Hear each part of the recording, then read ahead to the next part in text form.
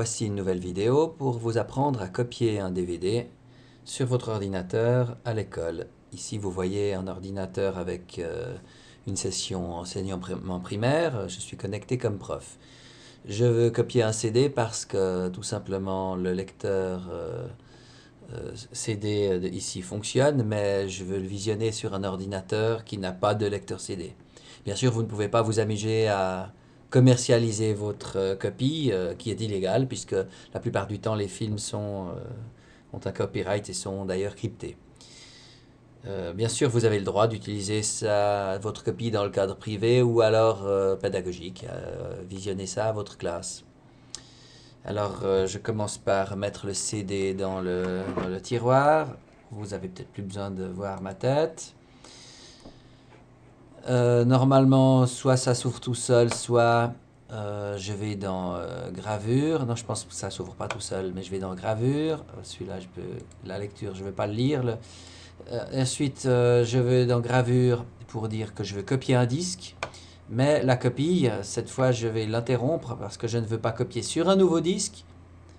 À ce moment-là, il faudrait introduire un nouveau disque une fois qu'on a fait la copie, mais on veut seulement faire la première étape, c'est-à-dire obtenir un fichier image et donc obtenir une copie sur l'ordinateur de notre image. Cette image, ensuite, on va la copier sur une clé USB. Ou n'importe quoi d'autre d'ailleurs. Un disque dur portable ou je ne sais quoi d'autre. Là, on peut changer le nom. Par exemple, mettre ça sur le bureau, je l'ai déjà fait tout à l'heure. Ce film-là, enregistrer. Oui, je vais effectivement le remplacer. Et puis, une fois que j'ai cliqué, je vais donc lire mon DVD, l'extraire dans ce film-là, et il apparaîtra dans le bureau. Je clique, créer une image, et ça démarre. Copie du disque. J'ai mon fichier qui va commencer à grandir. Je peux le mettre de façon à ce que vous le voyez. Là, il est là. Le temps d'extraction, c'est assez long. Il y a environ 1 heure. Alors, je vous passe les détails.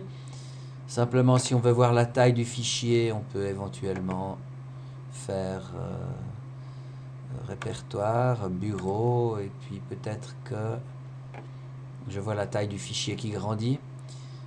C'est celui-là, je vois la taille, il fait 53 mégas, je rafraîchis, il fait 262 mégas, etc. Mais au total, on va arriver à plus de 7 gigas. Voilà. Et ben, une fois que vous aurez fini de faire votre copie, vous lirez la deuxième vidéo. Au revoir et à demain si vous le voulez bien.